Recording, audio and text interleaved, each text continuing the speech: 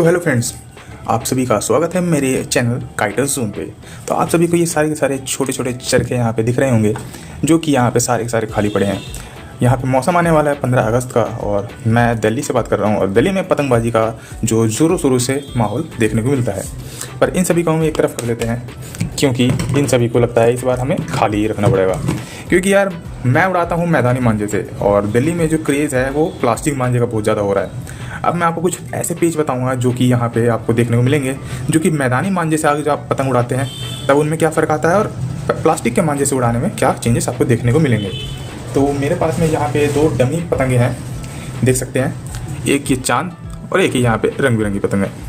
तो मैं आपको यहाँ से बताऊंगा कुछ गिनती के पेचे जो कि आप मैदानी मांझे से उड़ाते हैं तब किस तरह से काट सकते हैं, और वही जो प्लास्टिक के मांझे से उड़ाते हैं तो प्लास्टिक के मांझों से वो पेच किस तरह से बनेंगे, और क्या क्या बातें हैं जिनको कि आपको ध्यान में रखना पड़ेगा। तो चलिए वीडियो को शुरू करते हैं। तो देखिए, अगर जो मैं बात करूँ मैदानी मांझे की, तो सबसे पहली जो बात होती है वो होती है हमारी खैंची। तो मान लीजिए कि ये जो यहाँ पे चांद दिख रही है आपको ब्लू कलर में, यही पतंग हमारी है, क्योंकि ज़्यादातर पतंगबाज ऐसे नॉर्मल पतंग ही उड़ाते हैं, क्योंकि ये जो रंग बिरंगी पतंगे होती है फटने का डर बीच में बहुत ज़्यादा रहता है। आपको भी यही है कि मेरी राय रहेगी कि आप जितनी पतंग लें डिज़ाइनर पतंग पे ना जाएं, आप सिंपल सॉलिड कलर वाली पतंगे लें, क्योंकि ये फटती नहीं है जल्दी, मजबूत होती हैं और बहुत ही बढ़िया पतंगे होती हैं। तो मान लीजिए कि सामने आपका ओपोनेंट इस तरह से पतंग उड़ा रहा है, आप क्या करेंगे, नीचे से नॉर्मल जाएंगे, हर बंदा खींच मारने की कोशिश करता है। मैदानी मांझा ही एक ऐसा मांझा है जो कि असलियत में पतंगबाजी के लिए ही बनाया गया था, और उसी से पतंग उड़ाने में मज़ा भी आता है। पर मैदानी मांझे में होता क्या है कि वहाँ पे आपके स्किल्स बहुत ज़्यादा मायने रखते हैं।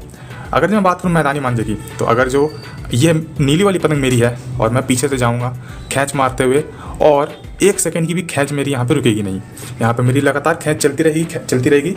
और यहाँ पे मेरे पास दो तरीके हैं, या तो मैं उसको अंदर की तरफ रुख दिखा सकता हूँ, या तो मैं बाहर की तरफ रुख दिखा सकता हूँ। तो इसमें होता क्या है कि अगर जो ओपोनेंट को बचना है, तो ओपोनेंट बचने के लिए क्या करेगा, ओपोनेंट यहाँ से या तो बहुत तेज ऊपर की तरफ खींच मारता जाएगा, दूसरी वो मुझे अंदर की तरफ रुख दिखाने की कोशिश करेगा। यहाँ पे जिसकी खींच सबसे तेज लगेगी उसकी पतंग कटने से बच जाएगी, जिसकी खींच हल्की सी भी स्लो होगी तो उसकी पतंग वहाँ पे कटने के चांसेस बहुत ज़्यादा रहते हैं, लगभग 99%। अब यही बात करते हैं जो हम प्लास्टिक मांझे से ये पतंग उड़ाए थे। तो अगर जो दोनों पतंगे जो उड़ रही हैं उनकी डोर प्लास्टिक की है, तो अगर जो ऊपर वाला बंदा यहाँ पे पतंग उड़ा रहा है, मैं यहाँ से कितना भी ज़्यादा स्किल वाला आदमी हूँ, कितने भी ज़्यादा मेरे पास में पैतरे हैं, पेच मेरे को आते हैं, अगर मैं खींच मारता हुआ जाऊँगा और गलती से भी जो हवा जो है नॉर्मल से थोड़ी सी ज़्यादा अच्छी है, तो सामने वाला क्या करेगा, ओपोनेंट बस अपनी डोर को टाइट रख के ढील देने की कोशिश करेगा। यहाँ पे ढील देगा, मैदानी मांझा होता तो डोर पे ढील जाना मतलब कि ढीली डोर पड़ते ही वो आराम से कट जाती, बट यहाँ पे जो है वो 1 सेकंड का काम हो जाता है। अगर जो नीचे से मैं बहुत ही स्पीड में खींच मारता हुआ जा रहा हूँ और सामने वाले ने अगर जो यहाँ पे ढील देनी शुरू कर दी, तो क्योंकि प्लास्टिक के मांझे बहुत मजबूत होते हैं, उनको काटने में टाइम लगता है, तो उसमें खींच लगनी चाहिए। खींच लगने के लिए उसको प्रॉपरली डोर को टाइट होना जरूरी है, और यहाँ पे जो है डोर ही ढीली पड़ती जा रही है, तो यहाँ पे सामने वाला मेरी पतंग को ही काट देगा। यहाँ पे मेरे को बहुत ही अच्छे से स्किल्स आती हैं, खींच मेरी तेज़ है, तब भी यहाँ पे मेरी पतंग कट जाएगी। तो इसीलिए बात करते हैं, अगर जो दिल्ली में आप पतंगबाजी कर रहे हैं तब सबको तो रोक नहीं सकते। मैदानी मांझा यहाँ पे नाम मात्र का बिकता है, मैदानी मांझे का यहाँ पे कोई भी क्रेज़ नहीं है। अगर जब बरेली जाते हैं, मेरठ जाते हैं, गुजरात जाते हैं, तब वहाँ पे आपको इसका क्रेज़ देखने को मिलेगा। बट दिल्ली में क्या है कि भैया सारे के सारे ही यहाँ पे पतंगबाज बन रहे हैं प्लास्टिक वाले मांझे लेके। तो अब हम आपको बताते हैं प्लास्टिक के मांझे से आपको कैसे पतंग काटनी है। फिर से शुरू करते हैं यहीं से। ये है आपकी ओपोनेंट की पतंग, ये है आपकी पतंग।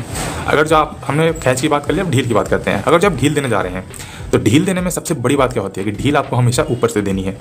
ढील देते वक्त आपको एक बात ध्यान रखनी है कि आपकी पतंग की जो डोर है वो सामने वाले की पतंग से थोड़ी आगे हो, क्योंकि जो झोल बनती है पतंग के नीचे वो झोली आपको बचाएगी, क्योंकि आपकी पतंग जो दूर रहेगी तो हवा में भी रहेगी और वो हवा में उड़ती रहेगी। अगर जो आपने यहाँ से कर दिए पेचे और जो कन्नों में जाकर पतंग फंस जाती है, तब पतंग कटने के चांसेस बहुत ज़्यादा रहते हैं, और इसमें दोनों की पतंगें भी कट जाती है। आपने देखा होगा कि एक साथ ही बंधी हुई 2 पतंगें कट के जा रही हैं।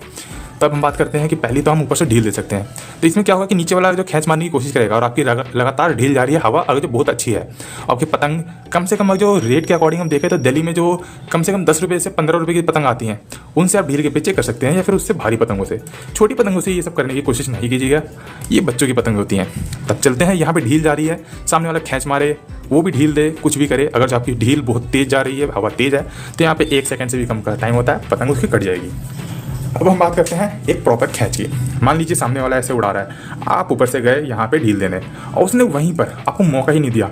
अगर जो आप ढील देने की कोशिश कर रहे हैं स्टार्टिंग में, जो आपकी डोर थोड़ी कमज़ोर है, वहीं पर जो खींच मार दी नीचे वाले ने, तो आपकी पतंग कट जाएगी। तो इसमें बचने के लिए हम क्या करेंगे, आपको अपनी पतंग को टाइट रख के ऊपर की तरफ ले जाना है। आपको अपनी पतंग पूरी ढीली नहीं छोड़नी, हल्की हल्की हल्की हल्की धीरे धीरे मौका देखते देखते आपको जगह बनानी है।